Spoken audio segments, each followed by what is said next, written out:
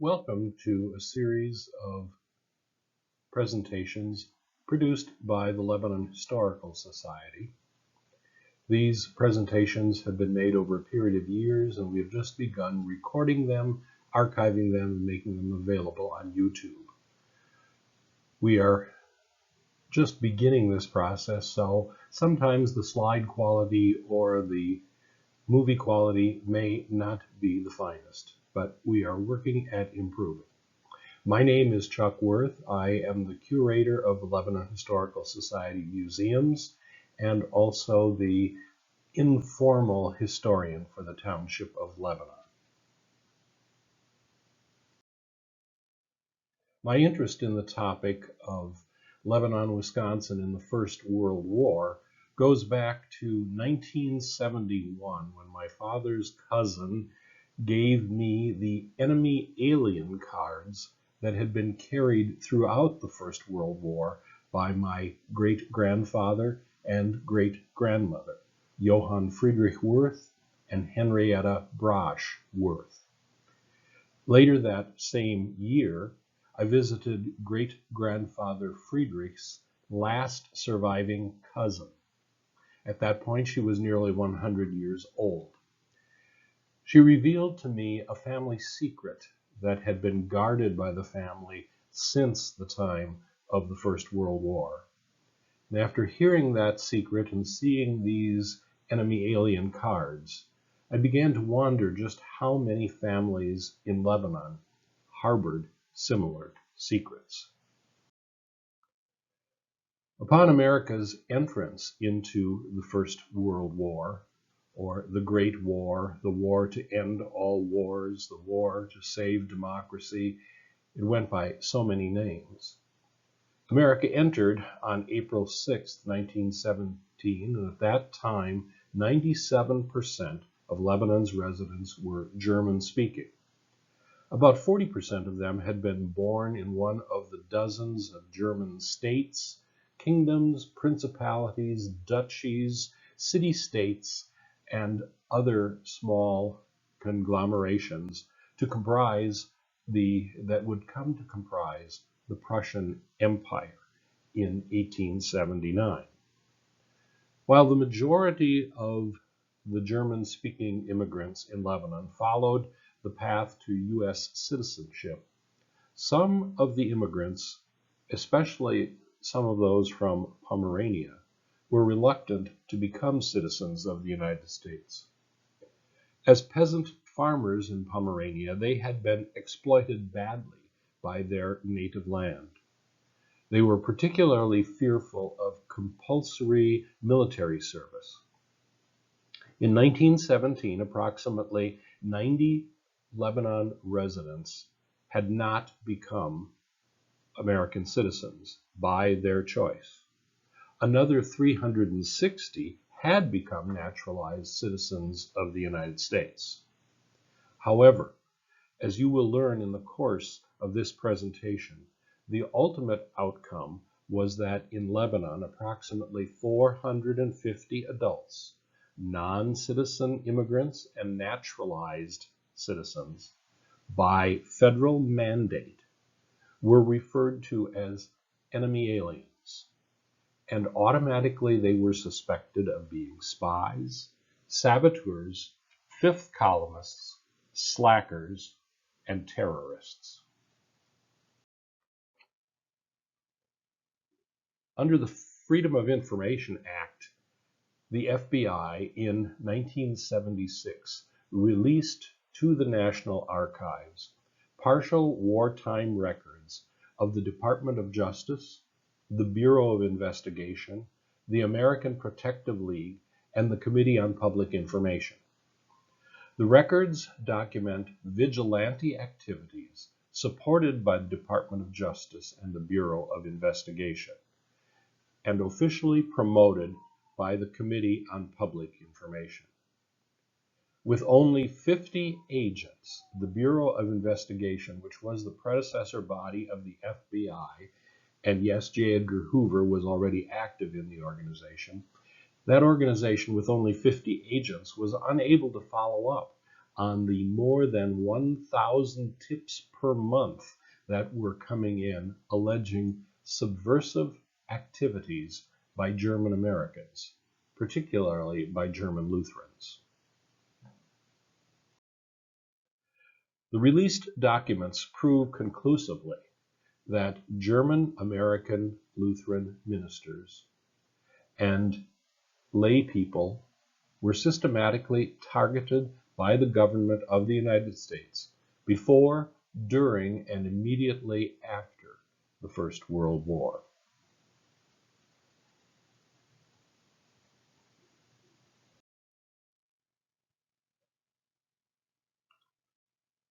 The American Protective League was an authorized investigation arm of the Department of Justice, serving under the Bureau of Investigation. Initially, it consisted of 250,000 badge-carrying, unscreened volunteers whose only qualification was the fact that they had 75 cents to buy a badge. So virulent was the anti-German bias that the chief investigative and prosecutorial apparatus of the United States relied almost entirely upon unsubstantiated rumors and petty gossip to surveil and probe the private lives of hundreds of thousands of German-speaking citizens of the United States.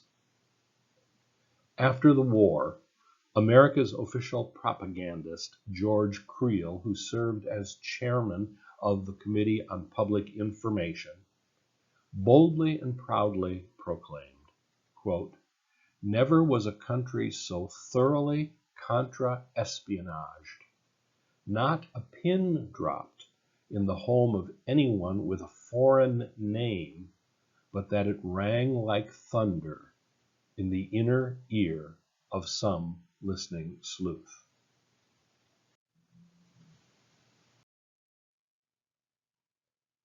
America's official propaganda department, the Committee on Public Information, and America's Justice Department discovered two sources who were more than happy to report suspected subversives. Those two sources were the Protestant clergy in America and local postmasters. Protestant clergy typically misunderstood and disdained the religious practices of Lutherans, while local postmasters were on the lookout for mail written in the distinctive German cursive script or bearing return addresses from suspicious places like Germantown, Pennsylvania, New Berlin, Wisconsin, Bismarck, North Dakota, and the like. Overzealous patriotic citizens and government agents combined forces to systematically repress German-speaking Lutherans. While on the one hand, the government grew dependent on these non-governmental sources to detect and report supposed German Lutheran subversives, the Committee on Public Information cultivated three non-governmental allies to become effective outlets for the spread of propaganda, to fuel public outrage against German Americans, and to encourage vigilante groups to attack German-speaking Lutherans. Local English-language newspapers were willing pawns, hungering for sensational stories that would sell papers. Protestant clergy and their parishioners happily spread the rumors about German spies and saboteurs in neighboring Lutheran congregations. And the disciples of Theodore Roosevelt, nested within the anti-foreigner nativist wing of the Republican Party, rapidly shared the steady stream of anti-German lies flowing from the Committee on Public Information. For years, the Watertown Daily Times had competed head-to-head with its German counterpart, the Watertown Weltbürger. With the advent of the war, the Times ramped up its anti-Germanism with sensational stories and sizzling editorials focusing on Lebanon and on other neighboring German-speaking communities. One headline proclaimed, "No flag salutes in town Lebanon." That appeared in a 1918 edition of the Times. Edgar Rabenhorst was a Lebanon resident who was killed in action in the war. At his burial on Lebanon Baptist Cemetery, there was an altercation involving Lebanon men and members of the Watertown Council on Defense, an organization that was affiliated with the American Protective League. The Watertown Council on Defense and similar like-minded groups would appear at German-American events intending to frighten German-speaking people. Favorite targets of their vigilante activities were the funerals of German-American soldiers. The story goes on. Town of Lebanon men refused to salute the flag and became offensive in their talk when their refusal was criticized. The incident involved Edward Gage, Progressive Party candidate for the post of Dodge County Treasurer. It happened at a recent military funeral, so the story goes. The report indicates that Gage was in the cemetery when Rabenhorst's coffin was brought to the gravesite. Gage stood with his head covered, despite the fact that he was near other men, visitors to the community, who removed their hats. Not until a Watertown man requested Gage to remove his hat did he do so. The Watertown man who made the request was a member of Watertown's Council of Defense. Returning from the cemetery, Frank McCall and other members of the Watertown Council of Defense entered Moldenhauer's Tavern, which stood a short distance from the Lebanon Baptist Cemetery. According to the Times report, there was considerable loud talk, with Gage acting as spokesman for the Lebanon villagers. Gage asked McCall, "Did you come here to make a stink?" The account continues, his ire was aroused. Mr. McCall read the assembled villagers a story from the Watertown Daily Times about Lebanon residents voting for socialist peace candidates in recent elections. He went on to criticize native-born Americans who would stand at the graveside at a military funeral without removing their hats. Gage replied, "About saluting the flag, we will do as we please." End of quote. The story goes on. Hot words continued to be exchanged. McCall feared for his life until another Watertown man removed his coat and vest, laid them on the pool table, and announced that he backed up everything that McCall had said, and that if he was not able to settle the matter, a number of state guard reserves were waiting outside. End of quote. The story concludes, McCall with other members of the group issued from the front door without molestation. For the duration of the war, from April 1917 until November 1918, the Watertown Daily Times regularly published articles about Lebanon and other surrounding German-speaking rural communities, which raised suspicions about the loyalty of German-speaking Lutheran citizens in the area, and the newspaper issued frequent warnings to those communities. Frank McCall read from this Daily Times story, which had been published a few weeks before the Rabenhorst funeral. And he read the story to question the loyalty of the residents of the town of Lebanon. The headline read, "Town of Lebanon sets new record lightning changes in 4 years. Lebanon seems to have captured all records in their ability to turn overwhelmingly socialist and progressive in successive elections, the story goes. All this with no change in population other than those occasioned by births, deaths, and marriages. Lebanon is a very old and well-established community. It is likewise a very rich farming district. The town supports 3 Lutheran churches and parochial schools. Not so many years ago, German was the only language taught in the schools. There are many old men in the town of Lebanon, and some not so very old, who were born in the town and have lived there all their lives, but who cannot carry on even the most simple business conversation in any but the German language. The German Lutheran Ministers have not taken the pro-American stand that our Lutheran ministers here in Watertown have taken.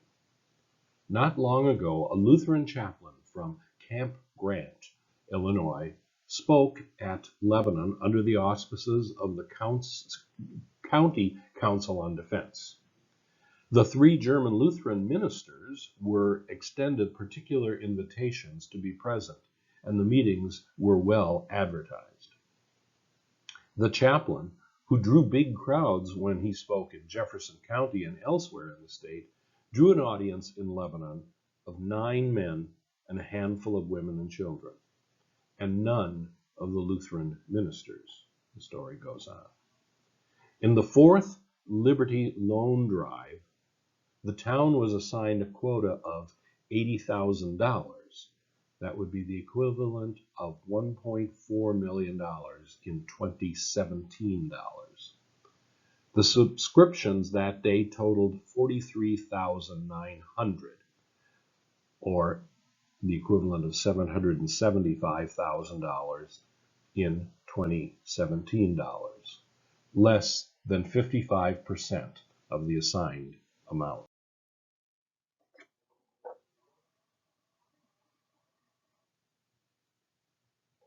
The Watertown Daily Times printed stories that carried implied threats. One story reads, Christian Wolin, application for United States citizenship was denied by Circuit Court Judge George Grimm. Quote, the applicant has been a resident of the United States for about 20 years and is worth about $14,000. That's $248,000 in 2017. Wolin has never contributed a cent to the Red Cross, the YMCA, or other war charities. He has never purchased a Liberty Bond, but is the proud possessor of 1 war savings stamp. The cost was 25 cents in 1918. Because of this record, Judge Grimm concluded that Wolin's sympathies with America were not sufficiently strong to warrant the granting of citizenship. The Times goes on to say, our German Lutheran neighbors have been stiff-necked and hard to convince. Told that America would look with disfavor upon them in coming years, particularly when the boys come home, they refuse to believe. Arrogant in their beliefs, they see no chance that their records will be used against them. But they will be, the Daily Times warns. On the left, you will see the infamous sedition map, which was published by the Wisconsin Loyalty League to point out where disloyalty in Wisconsin centers. Along with that map, the Watertown Daily Times published editorials warning the Lebanon community and surrounding communities. Quote, citizens of German birth and extraction in our region do not appear to be entirely convinced yet that no duality of allegiance will be tolerated in the United States. The quicker the last vestiges of Deutschtum is eliminated from our area, the better for all concerned. They realize that Germany is doomed to defeat. They now desire to break Germany's fall by way of peace talks. They want to save the empire so someday it may try again. They apparently think that if they can get the president to act as a fender or firewall, the Hohenzollerns, the military caste, Kultur, and everything that has made the German system so odious to civilization can be saved. They say they want an honorable peace. That is, a peace which would allow Germany to escape the full consequences of her deeds.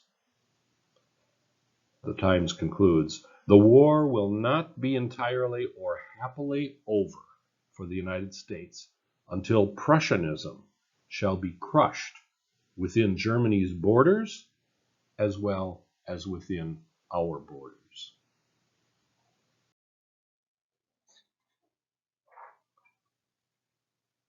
The single most effective American propaganda tool in support of America's entry into the war and America's recruitment for the war effort was the Protestant churches in the United States.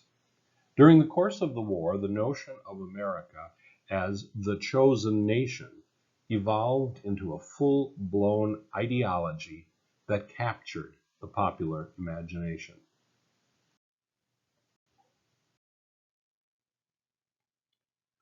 The war exacerbated existing tensions that existed between American Protestant church bodies and the ethnic Lutherans, particularly German-speaking Lutheran bodies in the Midwest.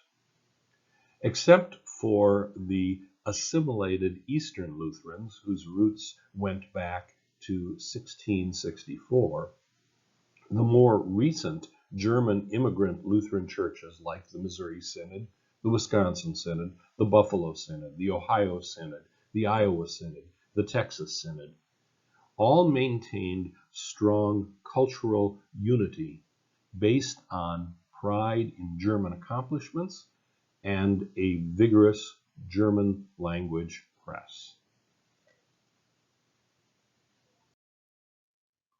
The earmarks of the Evangelical Empire were inconsistent with German Lutheran tenets. There was a persistent conflict between Lutherans and the dominant Yankee cultural values that had driven America since the arrival of the Puritans. American Protestants, including Eastern Lutherans, envisioned an evangelical empire and a nation of behaviors. This evangelical empire was required to legislate morality, to purge the world of sin, to rid the nation of the scourge of alcohol, to stamp out gambling, and to enforce strict observance of the Sabbath, called Sabbatarianism, which required all businesses to be closed on Sundays, forbade recreational activities on Sundays like playing baseball, and imposed strict church attendance standards for everyone. The Evangelical Empire was determined to reform the sinner, using violence if necessary, according to Presbyterian minister John Marcus, who proclaimed in a 1917 sermon, quote, "It is the business of religion to make the world a dangerous place for evil and evildoers," end of quote. John Marcus again preached a sermon in 1917 and declared what became the accepted truth, quote, "The kingdom of God is the American nation with a law book that will live up to all of God's holy and righteous demands," end of quote. This declaration was embraced by proponents of the Evangelical Empire. To ensure that the Evangelical Empire would thrive, it was decreed that the public school system is to inculcate a Protestant evangelical consciousness, which is the true American Christianity, in the younger generation. With this underpinning, the logical conclusion was drawn. America is God's chosen nation, and going to war with Germany is God's plan. to make the world safe for Christian democracy.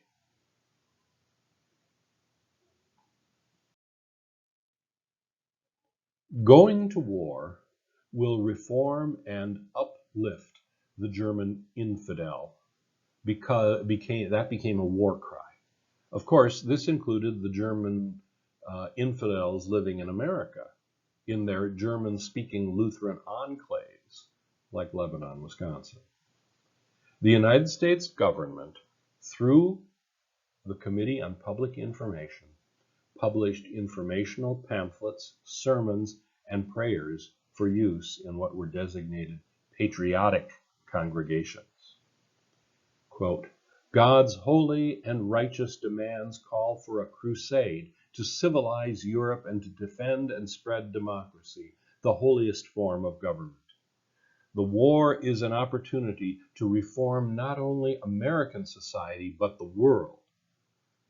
Thus wrote Reverend W.T. Manning in a pamphlet circulated by the Committee on Public Information, an official government agency called The Present Crisis in the Nation's Life.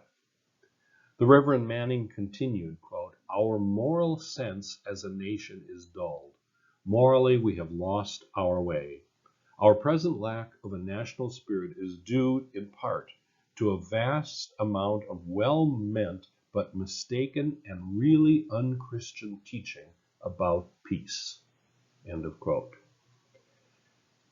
Another Committee on Public Information pamphlet authored by the Reverend L.G. Boughton, entitled, Is Preparedness for War Unchristian? It was stated without reservation, quote, Democracy is Christianity in government, and democracy is Christ proclaiming universal brotherhood. The war must be a religious crusade to bring democracy and Christ to the world. End of quote. The Evangelical Empire became a driving force in the national machinery of repression and propaganda. The machine engaged two operational systems: groups with non-government sponsorship, NGOs, and recognized government-sponsored organization. We will look first at the groups with no government sponsorship, or NGOs. Loyalty leagues were groups of citizens who spied on other citizens thought to have connections with the German Kaiser. For example, someone with a German last name. They wanted to rid the country of all disloyal people. They spied on and reported neighbors, friends, and even family members. There are many incidents where children tattled on their parents, casting suspicion on their loyalty. As noted earlier, they were particularly adept at disrupting the funerals of soldiers with German names, as the Watertown group did at the funeral of Edgar Rabenhorst in Lebanon. The American Defense Society was founded in 1915 with the stated objective that every German American, quote, unless known by years of association to be absolutely loyal, should be treated as a potential spy, end of quote. Its first honorary president was former United States President Theodore Roosevelt, who was virulently anti-immigrant, pro-war, and a believer in America's destiny to colonize the world and bring Christian civilization to the rest of humanity. This group called for halting all immigration of anyone other than English-speaking people, and favored internment of enemy aliens, in which case 40% of Lebanon's population would have been interred in concentration camps. The American Defense Society literature opined, quote, "The appalling and complete breakdown of German Kultur compels a sweeping revision of the attitude of civilized nations and individuals toward the German language, literature, and science. The close scrutiny of German thought induced by Hun frightfulness in this war has revealed abhorrent qualities hitherto unknown and to most people unsuspected. Hereafter, throughout every English-speaking country on the globe, the German language will be a dead language. Out with it forever." The National Security League was also active in Watertown. It called for the closing of all parochial schools, insisted on the use of the public school system to indoctrinate children in what they called 100% Americanism, and by teaching what they determined to be, quote, "pure history," end of quote. They favored elimination of the teaching of all foreign languages and would require teachers to, quote, "focus on strengthening American manhood," end of quote. In other words, teachers were expected to weed out religious or political dissenters. They were to be on the lookout for sexual deviance. Local leaders would then be expected to crack down on those who frequented prostitutes, ex-convicts, and immigrants. The right to vote should be taken away from the general population through the creation of an elite meritocracy responsible for all decision-making. The second group were the government-sponsored organizations. The American Protective League was a massive government-sponsored and supported network of over 250,000 untrained volunteers. They operated under the jurisdiction of the Department of Justice, received their marching orders from the Bureau of Investigation, and were supplied with printed materials and propaganda by the Committee on Public Information. This unholy trinity of government propaganda through the Committee on Public Information, law enforcement officials in the Bureau of Investigation, and the untrained volunteers of the American Protective League became the most powerful and dangerous hate-mongering organization of the First World War. It was judged by many to be more frightening and more of a threat to American liberty than the entire German army. This chapter in American history is populated with shadowy figures, anonymous tipsters, gossip-wielding bullies, and powerfully effective rabble-rousers. The American Protective League was formed with the, quote, "fictitious knowledge of how widespread and unscrupulous was the German spy system and how seriously it was affecting the temper and loyalty of aliens and naturalized citizens," end of quote. It had two stated functions, and pay attention to these because this will become important as we move along. They were to make prompt and reliable reports of all disloyal or enemy activities and of all infraction or evasion of the War Code of the United States. And they were to make prompt and thorough investigations of all matters referred to it by the Department of Justice. Recall that this is a body of 250,000 untrained volunteers who had the 75 cents with which to purchase a badge and the aptitude to fill out an application. There was no background checking of any kind.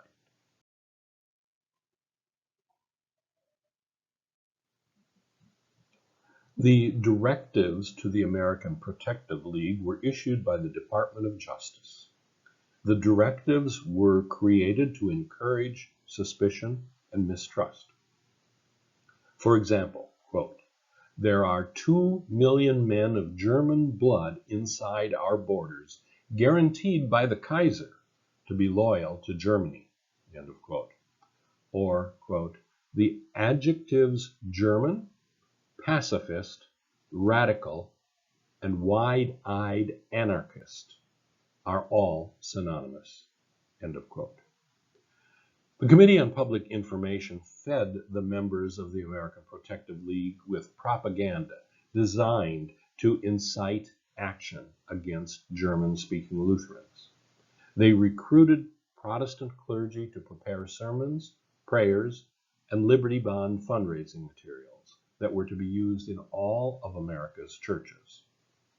One prayer submitted by a Minnesota Methodist implored, quote, "Dear Lord, deliver us from the hyphenated American, the pro-German, the spy, the profiteer, the pacifist, the slacker, and all who would retard the prosecution of the war for human rights, human happiness, in the establishment of a permanent and worldwide peace for Christ's sake. Amen." The directives were created to encourage violence. A Presbyterian minister prepared a sermon for a Liberty Sunday, which was to be used by all ministers of all denominations in every church in the United States. Quote, "It is God who has summoned us to this war. It is his war we are fighting. This conflict is indeed a crusade, the greatest in history, the holiest. It is in the profoundest and truest sense a holy war. Yes, it is Christ, the King of righteousness, who calls us to grapple in deadly strife with this unholy and blasphemous power." End of quote.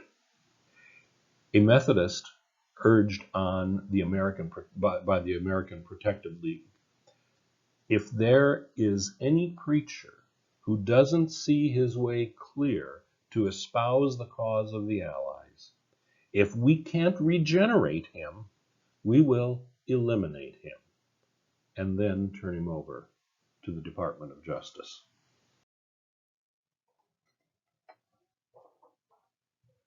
According to an official memo from the Department of Justice to the Bureau of Investigation and the American Protective League, quote, "Lutherans are the worst offenders," end of quote.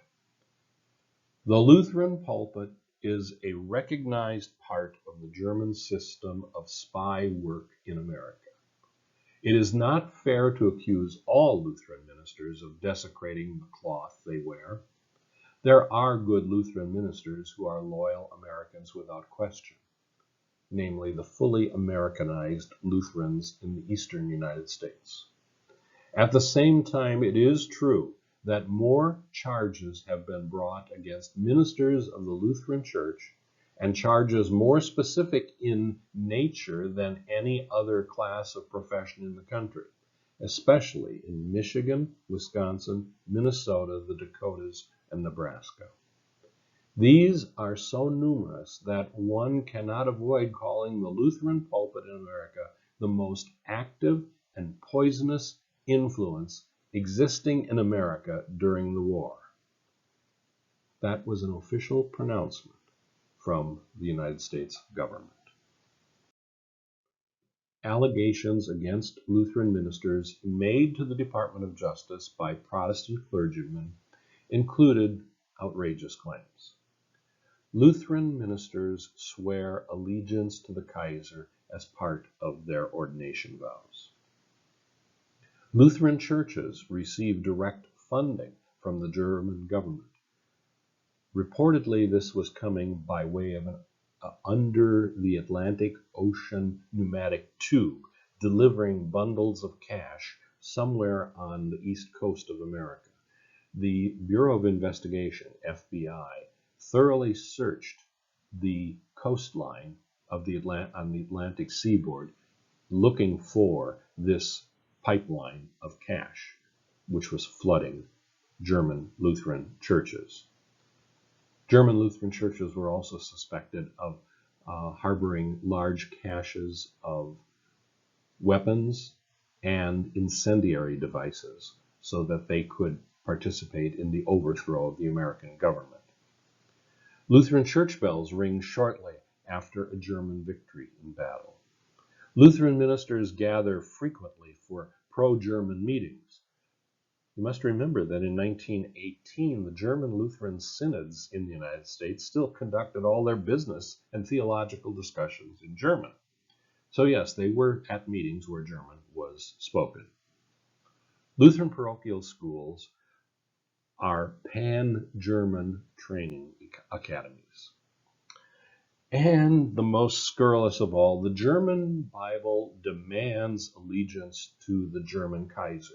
And they would quote Matthew 22:20 to 21 in the original, in the German language, which said, Und sprach zu ihnen, was ist das Bild und die Überschrift? Sie sprachen zu ihm, des Kaisers. Da sprach zu ihnen, so gebet dem Kaisers, was des Kaisers ist, und Gott, was Gottes ist. In English, then he said to them, whose head and whose title is on the coin? And they answered, the emperor's, the Kaiser in German. Then he said to them, give therefore to the emperor the things that are the emperor's, and to God the things that are God's. Parochial schools are the hotbeds of Kaiserism, proclaimed the Committee on Public Information, inflaming the members of the American Protective League. The evidences of this pan-German program, a definite part of Germany's higher strategy, are writ large over the parochial schools. The German parochial school bars patriotism. Such schools are under the domination of the German ministers in the community, and they are programmed to the core and espouse the cause of Kaiserism in a secret and cowardly manner, which makes it all the harder to neutralize. Pupils in the German parochial schools foster little Germanys. This opinion was widely held in Watertown, even among some Germans, those Germans who were called the 48ers, refugees from the 1848 aborted revolution in Germany. They held strongly anti-religious views and strongly opposed Lutheran parochial schools. While the chief target were Lutherans, Roman Catholicism was also suspect. Emigration from the Old World has poured in upon us in hordes, papal and infidel propagandists. Their influx corrupts morality and Christianity among us. You see a cartoon there where government officials are calling for the time to finish off the Catholics. Midwestern Lutherans, which were predominantly German-speaking, were an enigma to American mainline Protestants.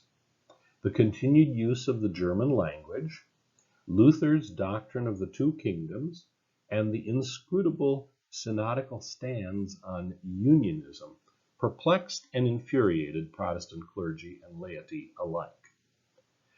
German Lutherans believed that the only way true theology could be communicated was through the German language and the Latin language. So they hung on to the German language because they believed it was the only way to preserve the purity of their faith. While the United States has always professed a cautious separation of civil and religious matters, the truth is that since the days of the Puritans, there has existed a civil religion in America. Calvinism is the foundation of the Evangelical Empire, and it had created a nation of behaviors through legal constraints and restrictions. Furthermore, by 1917, it was obvious that prohibition, the capstone of America's civil religion, was going to become the law of the land, and another way to enforce the Puritan values inherent in the Evangelical Empire. With that background, It's easy to see why Protestants simply could not understand that Lutherans truly believed and practiced a strict separation of church and state. To the frustration of many Americans, German Lutherans of the Wisconsin Synod, Ohio Synod, Iowa Synod, Buffalo Synod, Texas Synod, and Missouri Synod became infamous among the Protestant churches in America for their steadfastness in their ethnic, cultural, and religious nature. In an age of increasing pressure for church bodies to unite, the German Lutherans held doctrines that prohibited cooperation with non-Lutherans. German Lutherans were viewed as exceedingly idealistic, unrealistic, and impractical. Because American Protestantism did not understand the Lutheran position, they determined that German Lutherans were radical fifth columnists, intent upon bringing German rule to the United States.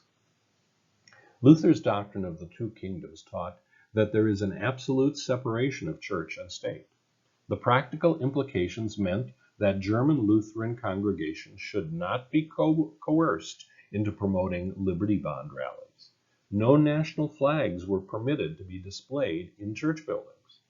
Midwestern Lutherans avoided election to political office and practiced political quietism, calm acceptance of things as they are without attempting to resist or change them.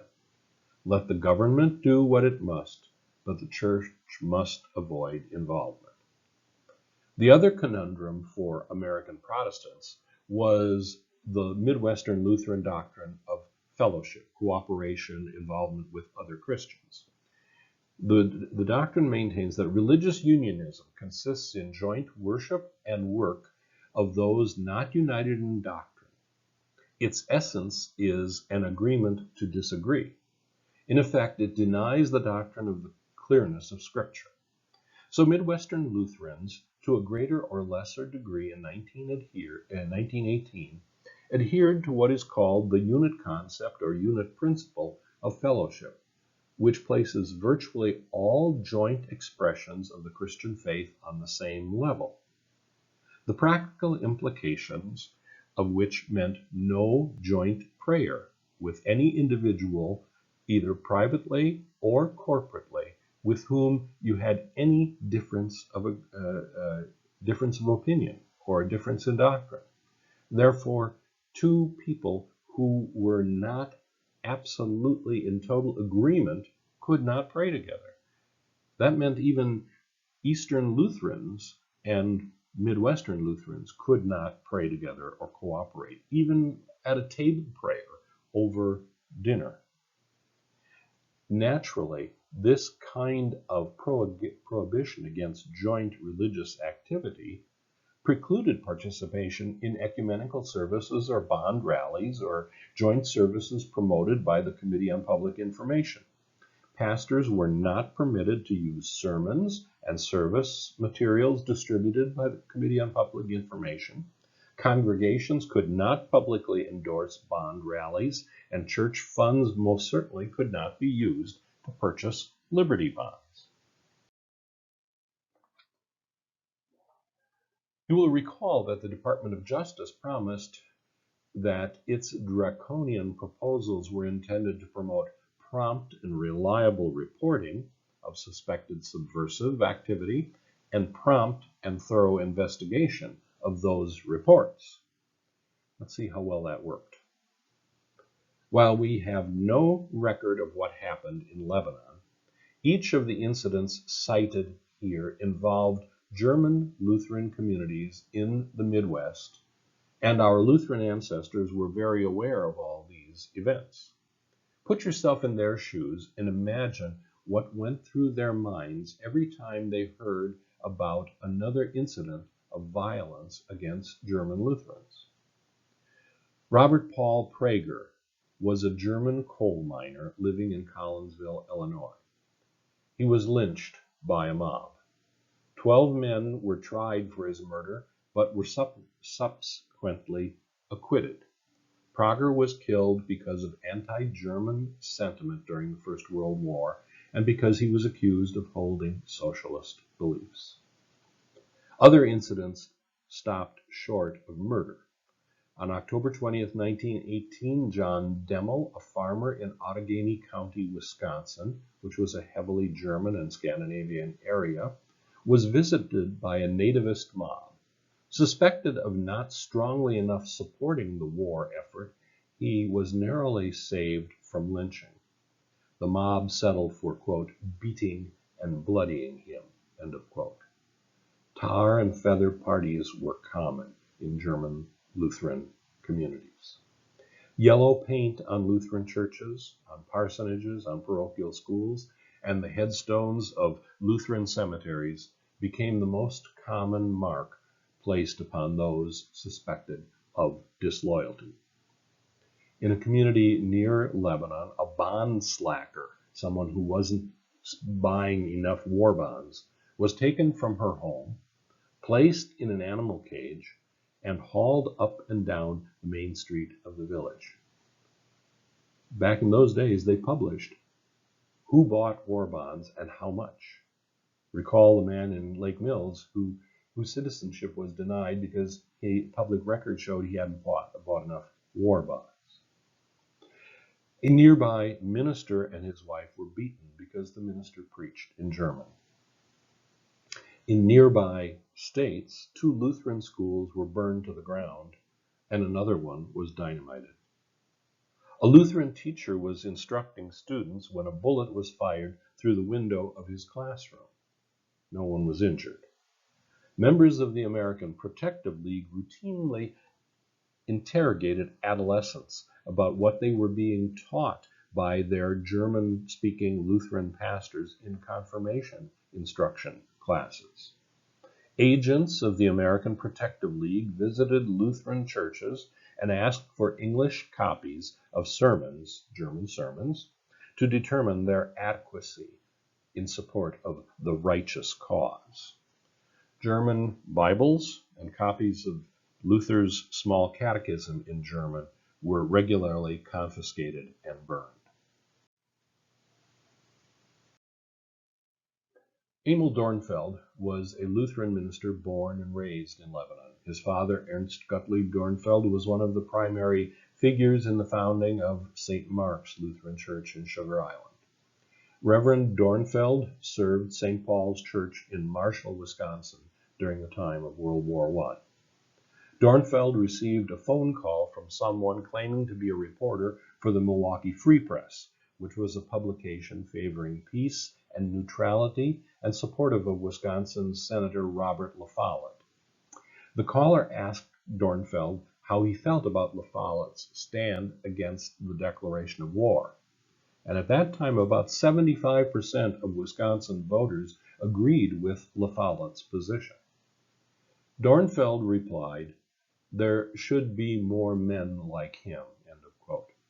Dornfeld refused to divulge any personal information, and the caller then hung up. Actually, the phone call had been made by a volunteer of the American Protective League. The agent reported to the Department of Justice that he had enough evidence to make a personal visit on Dornfeld.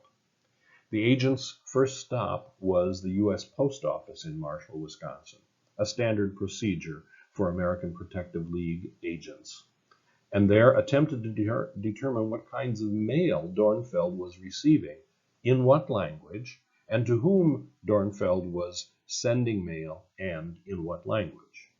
The postmaster, of course, cooperated. The postmaster indicated that Dornfeld received, quote, "a great many letters from Milwaukee and other towns in Wisconsin," end of quote. The agent instructed the postmaster to reroute all suspicious mailings to Special Agent Fitch of the Department of Justice. The postmaster also reported to the agent that Dornfeld, quote, "will not attend Memorial Day exercises or graduation exercises in the public high school, and has not done so in the past, although each year he has been extended an invitation." Recall, this is a Wisconsin synod pastor who was not permitted by his synod to participate in such activities. The agent reported forthwith to the Justice Department that, quote, this case will require further investigation, end of quote, and reminded the postmaster not to alert any other people in the community about the ongoing investigation. Dornfeld was never incarcerated, prosecuted, or charged with anything. Other Lutheran ministers endured prolonged investigations and prosecution, always ending in exoneration.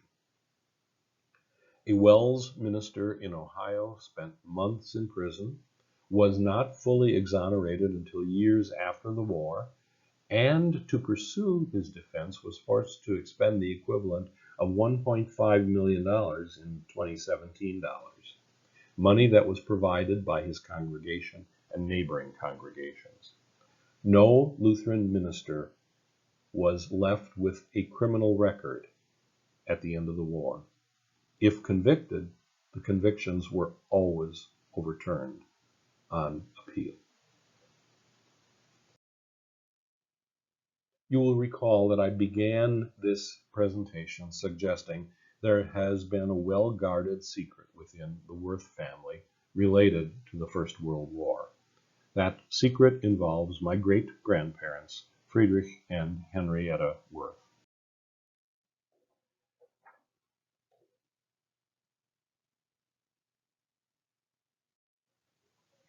Johann Friedrich Werth, he preferred to be called Friedrich, was my great-grandfather.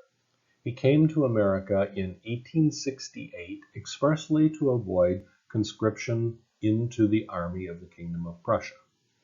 He was no fan of Kaiser Wilhelm, the first or second. By the age of 23, Friedrich had witnessed the devastating wars of acquisition that were waged by the Kaiser, the Hohenzollern monarchs. The Second Schleswig War, the Austro-Prussian War in 1866. Because Friedrich's father, Michael Werth Jr., was an itinerant laborer, and since Friedrich was his only son, Friedrich had been able to avoid conscription. Michael, his father, in his youth, had maimed himself by cutting off part of one foot with an axe in order to avoid conscription into the despised army of the Kingdom of Prussia, who held Pomerania in unwilling thrall in those days.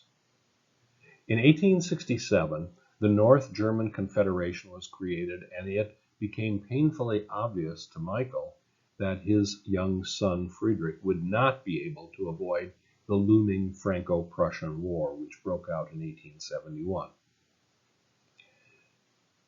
Michael did not want his son Friedrich to end up having to maim himself as he had done, and so the family emigrated to America. Keep in mind, the motivation for their emigration was their loathing of the Prussian autocracy, their loathing of Kaiser Wilhelm. That point makes the story even more distressing. Like 79 other Lebanon immigrants, Friedrich did not file for citizenship. He arrived in America 3 years after the end of the Civil War, and there were still stories about how Germans had been pressed into service against their will in the American Civil War.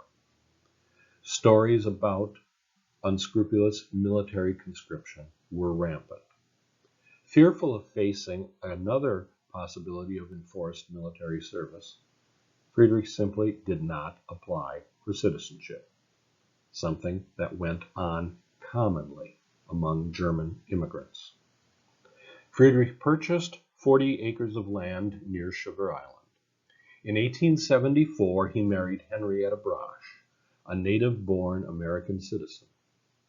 Friedrich and Henrietta reared 4 children and for 37 years lived a contented life. Then on April 6, 1917, the United States Congress declared war on the German Empire. In February of 1918, both were required to register as aliens and became Friedrich had to require as an enemy alien. You will notice on his registration card. He applied for citizenship and became a citizen of the United States on April 11, 1918. However, until the end of the war, he was required to carry his enemy alien card. If one of President Wilson's proposals had passed Congress, Friedrich either would have been confined in an internment camp or more likely deported to Brazil or Argentina. Married for almost 37 years, this governmental intrusion into their lives severely damaged the final 20 years of their marriage. Henrietta became bitter and angry. Born a citizen of the United States, she never overcame the stigma and shame she felt because she married Friedrich and was therefore labeled an alien. Note, she was not identified as an enemy alien, as was Friedrich. Nonetheless, her marriage to Friedrich made her an alien. She began to physically abuse her husband. Her grandchildren noted that the loving grandma they once knew became shrewish and temperamental. She felt betrayed and abandoned by her homeland, and she blamed her husband. Friedrich was a poet who regularly wrote about my beautiful Lebanon, meine schöne Lebanon. So he states in his pre-war poetry. That joy and pride is missing in the verses that he penned after the war. While he continued to delight in his family and celebrated his Christian faith, the sparkle and luster of his adopted home was gone. He became much more concerned about death and heaven and less interested in the affairs of daily life. Through the course of my research, I've come to identify very closely with the plight of aliens and immigrants in America today. Between 1914 and 1920, my ancestors and many of the residents of Lebanon, even today, were subjected to unwarranted intrusions into their civil liberties. Their private lives were made into ludicrous public spectacles. Their loyalty to America was subjected to unjustified investigation because tattletales, encouraged by the American justice system, reported them to the Bureau of Investigation. And their Lutheran faith was regarded officially by our government as alien, seditious, anti-American, and a cover for terrorist activity. My German Lutheran ancestors were considered enemy aliens and automatically suspected of being spies, saboteurs, fifth columnists, slackers, and terrorists. We have no way of knowing how many other Lebanon families were affected after their beloved United States suspected them of being foreign terrorists. What we do know is that government propaganda was powerfully effective in turning American citizens against other American citizens. Government propaganda was powerfully effective in stirring religious bigotry. Government propaganda deprived American citizens of their civil rights.